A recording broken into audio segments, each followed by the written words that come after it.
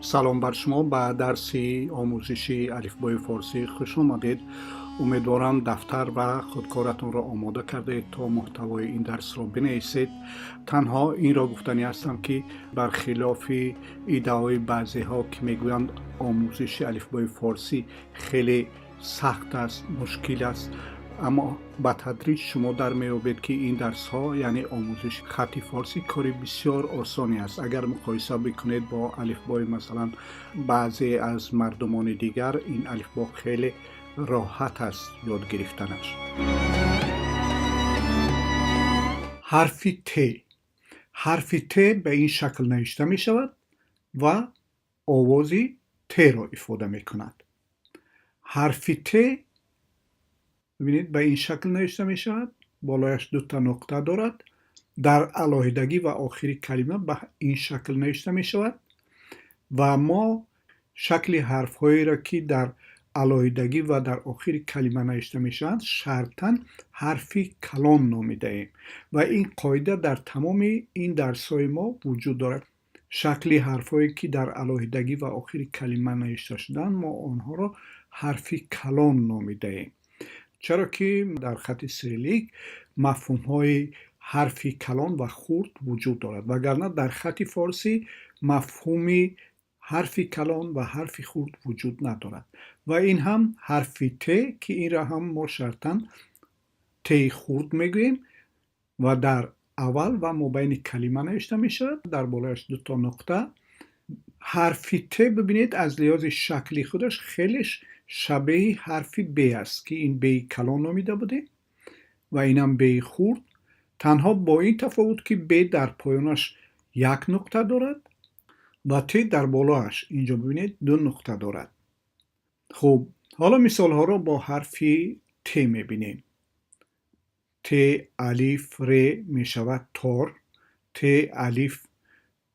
الف ر می شود تاتار، ت الف ب می شود تاب، ت بالایش زبر یا فتحه می شود تا و این ب می شود تب، ب بالایش علامت پیش یا ضمه می شود بو و اینم ت هر دوش می شود بود. ت در بالایش علامت پیش یا ضمه می شود تو و اینم نون و اینم د همش می شود توند. ب الف و ز باز، ت الف و ب تاب همش می شود چی؟ باز تاب. ت در بالایش علامت فتحه یا زبر می شود تا و نون هر دوش می شود تن. ت در بالایش علامت زبر یا فتحه تا و ر هر دوش تر. ت در بالایش علامت زبر یا فتحه تا، ب در بالایش علامت فتحه یا زبر با و ر همش می شود تبر. اما حرف ت تنها حرفی افاده کننده آواز ت در خط فارسی نیست. در الفبای فارسی یک حرف دیگری هم وجود دارد که ت را افاده می کند و ما در درس های آینده در باره آن صحبت خواهیم کرد. حرف سین. حرف سین آواز س را افاده می کند و به این شکل نوشته می شود. حرف سین در علاهیدگی و آخری کلمه به این شکل نوشته می شود و در اول و مابین کلمه حرف سین به این شکل نوشته می شود.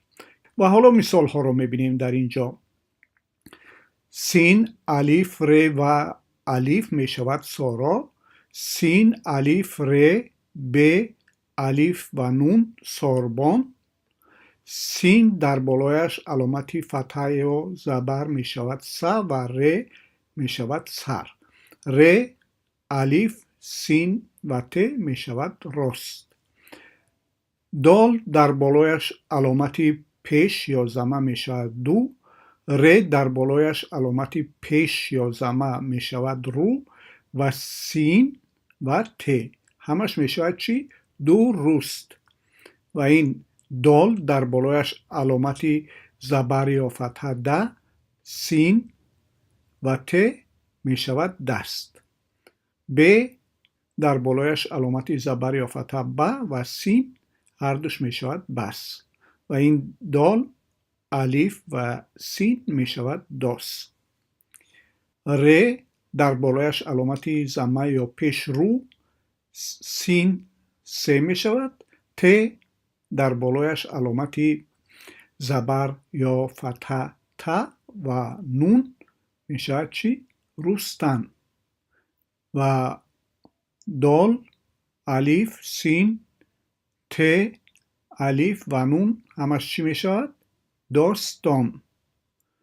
سین در بالایش علامتی پیش یا ضمه سو و یک سین دیگر سوس و ت می شود سوست. الف که در بالایش این علامت است می شود آ. سین آس. ت الف و نون تان همش می شود چی؟ آستان. سین الف و ز چی می شود؟ ساز. سین در بالایش علامتی فتحه یا زبر س، ز و الف چی می شود؟ سزا. ب در بالایش علامتی فتحه یا زبر ب و سین بس. ت در بالایش علامتی فتحه یا زبر ت و نون می شود چی؟ همش بستن. الف در بالایش علامتی فتحه یا زبر ا، سین س و ت چی می شود؟ است همش. ت الف ب در پایانش علامتی زیر یا کسره تا بی، سین تا بیست. ت الف و نون همش چی می شود؟ تا بیستان. یک چیز را می خواهم یادآور شوم که حرف سین در الفبای فارسی تنها حرفی نیست که آواز سه را ifade می کند. در الفبای فارسی حرفهای دیگر نیز هستند که آواز سه را ifade می کنند. ما در این باره در درس های آینده برایتان اطلاع خواهیم داد. حرف شین. حرف شین آواز ش را ifade می کند و به این شکل نوشته می شود. همان گونه که می بینید خیلی شبیه حرف سین است، اما با این تفاوت که در بالایش چی؟ سه تا نقطه دارد.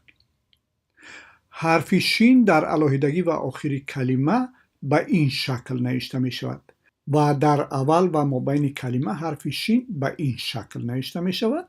اینجا مثال ها را می بینیم. حالا شین الف و دال می شود شاد.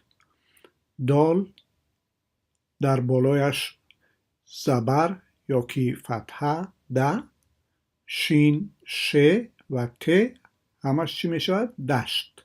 حرف شین در بالایش علامتی پیش یا ضمه شو و اینم سین شوس و ت در بالایش علامتی زبر یا فتحه ت و نون شوستن می شود.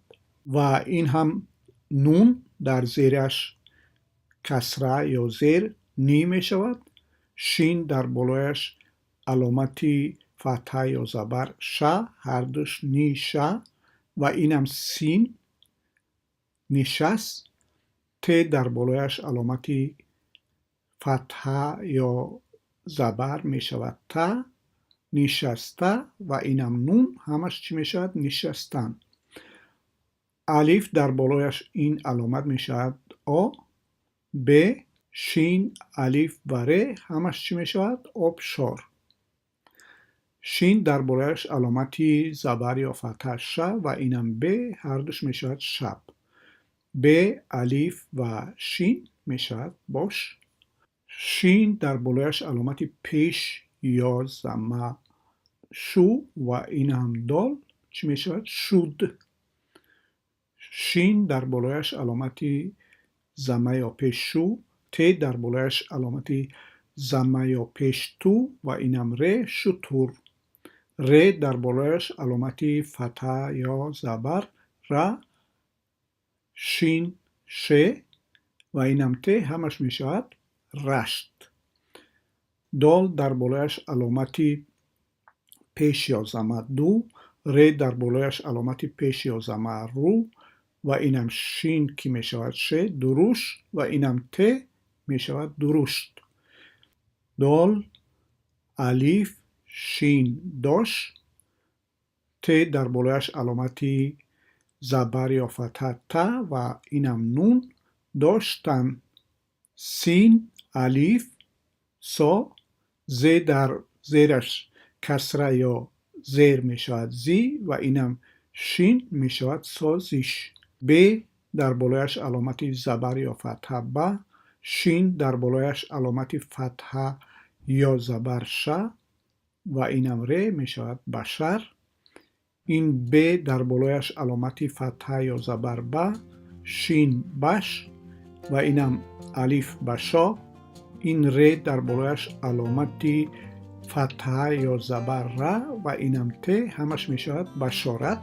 و این هم کلمه دیگرمون نون در پایانش علامتی کسره یا زیر نی و اینم شین الیف و نون همش می شود چی؟